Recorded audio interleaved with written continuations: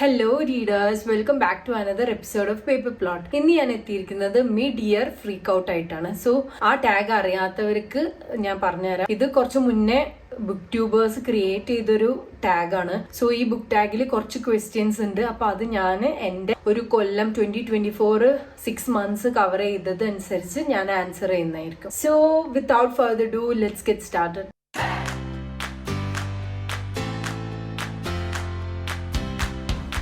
So the first question is best book of 2024. അപ്പോൾ ഞാൻ total 39 books വായിച്ചു ഇക്കൊല്ലം. അപ്പൊ അതിൽ വെച്ചിട്ട് എനിക്ക് ബെസ്റ്റ് എന്ന് പറയാൻ പറ്റിയത് ബേബലാണ് ബൈ RF Kuang. സോ ഇതിന്റെ ഒരു വീഡിയോ ഞാൻ പോസ്റ്റ് ചെയ്തിട്ടുണ്ടായിരുന്നു. സോ നിങ്ങൾക്ക് അത് ഡീറ്റെയിൽഡ് ആയിട്ട് അതിന്റെ റിവ്യൂ അറിയണമെന്നുണ്ടെങ്കിൽ you can go and check it out.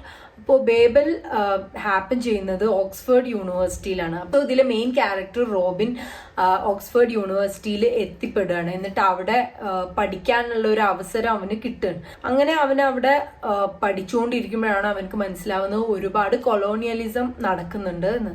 അവിടെ നടക്കുന്ന കാര്യങ്ങളൊക്കെ ശരിക്കും ഫെയർ ആണോ? ഒരു സിനിമ കാണുന്ന പോലത്തെ ഒരു എക്സ്പീരിയൻസ് ആയിരുന്നു ആ ബുക്ക് വായിക്കുമ്പോൾ. ഭയങ്കര ഈസി റീഡിങ് ആണ്.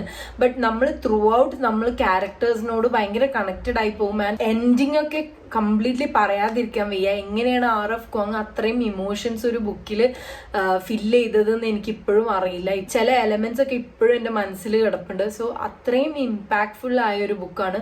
ബട്ട് പറയുകയാണെങ്കിൽ ഒരു കമ്മിറ്റ്മെന്റ് ആണ്. ബിക്കോസ് 500+ പേജസ് ഉണ്ട്. അപ്പൊ നമ്മൾ അതിൽ ഇൻ ദ മിഡിൽ ഒരുപാട് ഇൻഫോർമേഷൻസ് RF Kuang തരുന്നുണ്ട്. ലൈക്ക് ഓക്സ്ഫോർഡ് യൂണിവേഴ്സിറ്റി ലാംഗ്വേജിനെ പറ്റിയിട്ടൊക്കെ ഒരുപാട് ഇൻഫോർമേഷൻ, ലാംഗ്വേജസ്, അതിന്റെ ഹിസ്റ്ററി, ആർക്കിടെക്ചറൽ തിങ്സ് എല്ലാം നമ്മൾ വായിക്കുമ്പോൾ. But if you stick to the end, then it's totally worth. So this is editing me popping up. അപ്പൊ ഇങ്ങനെയാണ് pet cemetery മിസ്സായതെന്ന് എനിക്കറിയില്ല. But cemetery എന്തായാലും ഉണ്ട് ബെസ്റ്റ് ബുക്ക് ഓഫ് ദ ഇയറിൽ. So pet cemetery is about a couple. അവര് ഒരു പുതിയ വീട്ടിലോട്ട് മാറും. അപ്പൊ പൊതുവെയുള്ള ഹോണ്ടഡ് ഹൗസ് സെറ്റപ്പ് പോലെ തന്നെ ആ വീട്ടിന്റെ തൊട്ട് പിറകിലായിട്ട് ഒരു പെറ്റ് സെമെട്രി ഉണ്ട്. ആ ഒരു സെമെട്രി ഹോണ്ടഡ് ആണ്. ആ ഒരു സെമെട്രി കാരണം ഈ ഫാമിലിയിൽ ഉണ്ടാവുന്ന പ്രശ്നങ്ങളൊക്കെയാണ് ആ ബുക്കിലുള്ളത്. Ending is so good. Beautiful ആയിട്ടാണ് സ്റ്റീഫൻ കിങ് അതിൽ ഗ്രീഫ് എഴുതിയിട്ടുള്ളത്. So it's a worthy book. Highly recommended. So അത് ഞാൻ മിസ് ഔട്ട് ആയി പോയതാണ്. So sorry. The next question is best sequel. അപ്പൊ ഞാൻ ഇക്കൊല്ലം അധികം സീക്വൽസ് വായിച്ചിട്ടില്ല. എല്ലാം തന്നെ സ്റ്റാൻഡ് അലോൺസ് ആയിരുന്നു. സോ വായിച്ചതിൽ 2 ഞാൻ ബെസ്റ്റ് ആയിട്ട് എടുക്കുന്നത് ഹാരോ ദ 9th ആണ്. അപ്പൊ ഞാൻ കഴിഞ്ഞ കൊല്ലാണ് ഗിഡിയൻ ദ 9th സ്റ്റാർട്ട് ചെയ്തത്. സെക്കൻഡ് ബുക്കാണ് ഹാരോ ദ 9th. ഭയങ്കര കോംപ്ലെക്സ് ആയ ഒരു ബുക്കാണ്. ഒരുപാട് കൺഫ്യൂഷൻസ് ആണ്. ലൈക്ക് നമുക്ക് എന്താണ് വേൾഡിൽ സംഭവിക്കുന്നത്, ആ ഒരു ബുക്കിന്റെ വേൾഡ് ബിൽഡിംഗ് കംപ്ലീറ്റ്ലി നമുക്ക് മനസ്സിലാവില്ല നമ്മൾ വായിക്കുമ്പോൾ. But Harrow the 9th like up to 70% നമുക്ക് എന്താണ് സംഭവിക്കുന്നത് മനസ്സിലാവില്ല. ബിക്കോസ് ഹാരോക്ക് തന്നെ എന്തോ ഒരു ഡെലൂഷൻ ഉണ്ട്. ലൈക്ക് ചില സമയത്ത് അവള് എണീക്കല് പല സ്ഥലത്തായിരിക്കും. പിന്നെ അവൾക്ക് തന്നെ അറിയില്ല ലൈക്ക് എന്താ സംഭവിക്കുന്നത്. അവൾക്ക് എന്തൊക്കെയോ മെമ്മറി ലോസസ് ഉണ്ട്. സോ അങ്ങനെയൊക്കെ ആയതുകൊണ്ട് തന്നെ നമ്മളും വായിക്കുമ്പോൾ ആസ് എ റീഡർ നമ്മൾ ഹാരോയുടെ പോയിന്റ് ഓഫ് വ്യൂവിൽ വായിക്കുമ്പോൾ നമുക്കും പല കാര്യങ്ങളും ക്ലിയർ അല്ല. ഭയങ്കര കൺഫ്യൂഷൻസാണ്. ബട്ട് ഇൻ ദ എൻഡ് ആ ലാസ്റ്റ് 30% എല്ലാ കൺഫ്യൂഷൻസും തീരും.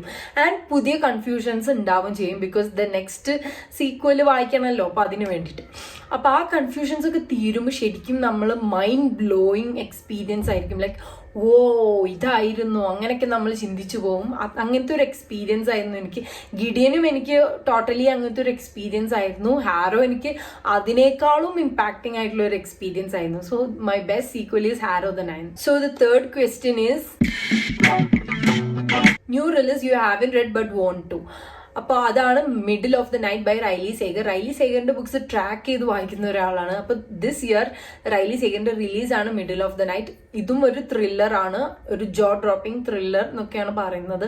സോ ഇതിലെന്തോ ഒരു മിസ്സിംഗ് കേസ് ആണ്. ക്യാരക്ടറിന്റെ ബെസ്റ്റ് ഫ്രണ്ട് മിസ് ആവുന്നതിനെ തുടർന്നിട്ടുള്ള ഒരു ഇൻവെസ്റ്റിഗേഷൻ കൈൻഡ് ഓഫ് ബുക്കാണ്. And I'm so curious to read it. The next question is most anticipated release for the second half of the year. Next 6 months വരാൻ പോകുന്ന ബുക്സിലും most anticipated ആയതാന്ന് ചോദിച്ചു കഴിഞ്ഞാൽ എനിക്ക് സത്യം പറഞ്ഞാൽ ഒന്നും ഞാൻ അധികം ആന്റിസിപ്പേറ്റ് ചെയ്ത് കാത്തിരിക്കുന്നൊന്നുമില്ല വരാൻ വേണ്ടിയിട്ട്. കാരണം കൂടുതലും സീരീസ് വായിക്കുമ്പോഴാണ് നമ്മൾ നെക്സ്റ്റ് ബുക്ക് റിലീസ് ചെയ്യാൻ വേണ്ടി കാത്തിരിക്കുന്നത്. ഞാൻ അങ്ങനെ കാത്തിരിക്കുന്നില്ല. ബട്ട് ലോറ ഡേവ് എന്ന് പറഞ്ഞ ഒരു ഓതറിന്റെ ഒരു ബുക്ക് വരുന്നുണ്ട്. The book is the night he disappeared by Laura Dave. Laura ഡേവിന്റെ മുന്നത്തെ ഒരു book the last thing he told me ഞാൻ ഒരുപാട് എൻജോയ് ചെയ്ത ഒരു ബുക്കാണ്. സോ അതുകൊണ്ട് തന്നെ ഈ ബുക്ക് വായിക്കണം എന്ന് എനിക്ക് ആഗ്രഹമുണ്ട്. So that is the most anticipated release. Next biggest disappointment. 1-2-3 disappointments ഉള്ളൂ. അപ്പൊ അതിൽ ഏറ്റവും കൂടുതൽ എന്നെ ഡിസപ്പോയിന്റ് ചെയ്തത് ജസ്റ്റ് ദ നൈസസ്റ്റ് കപ്പിളാണ്. ഇത് ഞാൻ ലാസ്റ്റ് മന്ത് ആണ് വായിച്ചത്. ആൻഡ് ഇതൊരു ത്രില്ലറാണ്, ഭയങ്കര ഫാസ്റ്റ് പേസ്ഡ് ആയിട്ട്. But it was so easy to predict. പിന്നെ കംപ്ലീറ്റ് ആയിട്ട് ഒരു ക്യാരക്ടേഴ്സിന് ഒരു ഡെപ്ത് ഒന്നും ഇല്ലായിരുന്നു. മിസ്റ്ററി സൈഡ് ഭയങ്കര ലാക്കിംഗ് ആയിരുന്നു.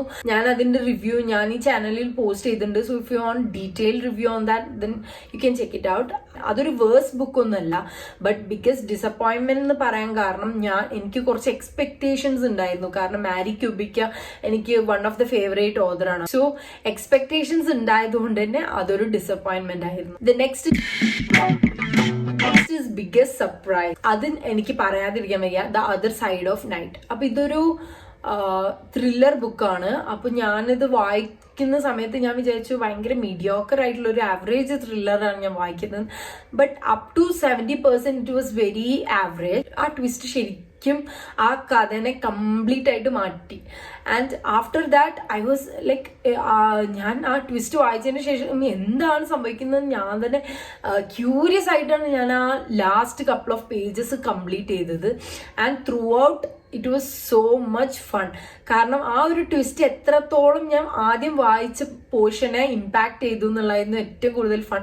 And I wanted to read it all over again. ഇത്രയ്ക്കും ഇമ്പാക്ട് ചെയ്ത ഒരു ട്വിസ്റ്റ് ഉണ്ടായിരുന്നു. സോ അതാണ് എന്റെ biggest surprise. So the next one favourite author. ഇപ്പോ എനിക്ക് ഇക്കൊല്ലം കിട്ടിയൊരു ഫേവറേറ്റ് ഓതർ ഉണ്ടോ എന്ന് ചോദിച്ചാൽ എനിക്കറിയില്ല.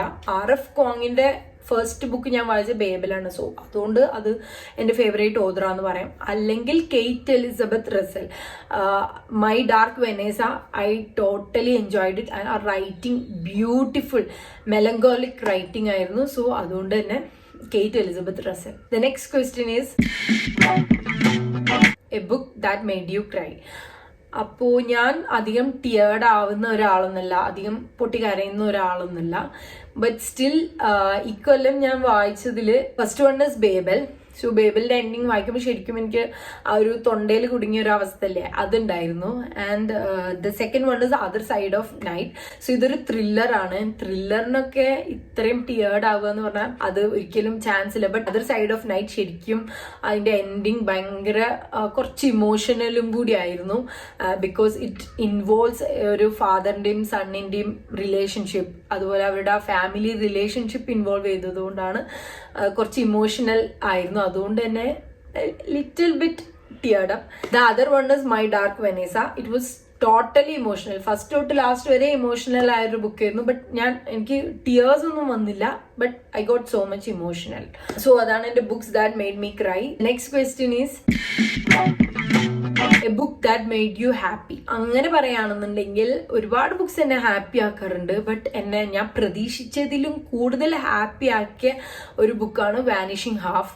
അപ്പോൾ സത്യം പറഞ്ഞ വാനിഷിംഗ് ഹാഫ് സ്റ്റാർട്ട് തൊട്ട് ഭയങ്കര സാഡ് ആയിട്ടാണ് ആ ബുക്ക് എഴുതിയത്. ബട്ട് അറ്റ് ദ എൻഡ് എല്ലാ കൺക്ലൂഷൻസും കവേർഡ് ചെയ്തു. ഒരു ബ്യൂട്ടിഫുൾ ഹാപ്പി എൻഡിങ് ആ ഒരു ഫാമിലിക്ക് കൊടുത്തു. സോ അത് എനിക്ക് ഭയങ്കര ഹാപ്പി ആയി. കാരണം അതുവരെ ആ ഒരു ഫാമിലിക്ക് ഒരു ജസ്റ്റിസ് കിട്ടിയിട്ടുണ്ടായിരുന്നില്ല. At the end it was so happy that I was also happy. അതുപോലെ മാഡ് ഹണി ഭയങ്കര ബ്യൂട്ടിഫുൾ ആയിട്ടുള്ള ഒരു ബുക്കായിരുന്നു. Like the ending was so much fun. അതിലൊരു മകന്റെയും അമ്മയുടെയും തമ്മിലുള്ള ഒരു റിലേഷൻഷിപ്പാണ് ത്രൂ ഔട്ട്. ആൻഡ് എത്രത്തോളം അവർ തമ്മിൽ ഉള്ള കുറേ gaps and at the end എല്ലാം തന്നെ നല്ലൊരു കൺക്ലൂഷൻ അതിന് കൊടുത്തു. സോ അതുകൊണ്ട് അതും എന്നെ ഒരു ഹാപ്പി ആക്കിയ ഒരു ബുക്കാണ് കേട്ടോ. Books to read by the end of the year. ഈ ലിസ്റ്റ് ഒരുപാടുണ്ട്, ബട്ട് ഞാൻ സൂണിഷ് വായിക്കാൻ പോകുന്ന 3 ബുക്സിനെ പറ്റി പറയാം. One is as long as the lemon tree grows. ഇത് ഞാൻ ഒരുപാട് പേര് ഇൻസ്റ്റാഗ്രാമിൽ വായിച്ചിട്ട് നല്ലൊരു ലിറ്റററി ഫിക്ഷൻ ആണ്, ഭയങ്കര ഇമോഷണൽ ആണെന്നൊക്കെ പറഞ്ഞു. സോ അതുകൊണ്ട് എനിക്ക് അത് ട്രൈ ചെയ്യണം നല്ല ആഗ്രഹമുണ്ട്. The other 2 are, one is it ends with us. ഇത് ഞാൻ നെക്സ്റ്റ് വീക്ക് വായിക്കണം എന്ന് വിചാരിക്കുന്നുണ്ട്. ഇതിന്റെ മൂവി റിലീസ് ആവാൻ പോകുന്നുണ്ട്. സോ ഇനി ഇത് വെച്ചുകൊണ്ടിരിക്കാൻ പറ്റില്ല. സോ ഇത് വായിക്കണം. Next one is Ram care of Anandi. ഇത് ഞാൻ ഒരുപാട് ഇൻസ്റ്റാഗ്രാമിലൊക്കെ കണ്ടിട്ടുണ്ട്. ഭയങ്കര ഫേമസ് ആയ ഒരു ബുക്കാണ്. ഞാൻ റീസെന്റ് പർച്ചേസ് ചെയ്തതാണ്. സോ ഇതും വായിക്കണം എന്ന് നല്ല ആഗ്രഹമുണ്ട്. സോ ഇതാണ് എൻ്റെ I'm looking up to TBR. Next question is worst book of 2024. സത്യം പറഞ്ഞാൽ വേഴ്സ്റ്റ് ബുക്ക് ഓഫ് 2024 എനിക്കില്ല. ഞാൻ അത്രയും വായിച്ചിട്ട് അത്രയും എനിക്ക് ഒരു ദേഷ്യം തോന്നിയ, എന്തിനാ ഇത് വായിച്ചത് എന്നൊക്കെ തോന്നിയ ഒരു ബുക്കായിട്ട് ഇല്ല. ഞാൻ വായിക്കുന്നതൊക്കെ ഓൾറെഡി ലൈക്ക് 2 സ്റ്റാറോ 2.4 സ്റ്റാറോ ലൈക്ക് മൈ ഡിസപ്പോയിൻമെന്റ് ആയിട്ട് ആയിരുന്നു. അല്ലാതെ ഞാനൊരു 1 സ്റ്റാർ റീഡ് ഞാൻ വായിച്ചിട്ടില്ല ഇക്കൊല്ലം. അതുകൊണ്ട് തന്നെ എന്താ പറയാ, ആ ക്വസ്റ്റ്യൻ നമുക്ക് സ്കിപ്പ് ചെയ്യാം. So that's all about the video. എൻ്റെ വീഡിയോ ഇഷ്ടപ്പെട്ടെന്ന് ഞാൻ വിചാരിക്കുന്നു. അപ്പോൾ നിങ്ങളുടെ ബെസ്റ്റ് ബുക്സ്, നിങ്ങളുടെ വേഴ്സ്റ്റ് ബുക്സ് ഒക്കെ നിങ്ങൾ കമന്റിൽ അറിയിക്കുക. Also if you love my content then please share, comment, like and subscribe, and I will see you with another video. Till then, bye bye and take care.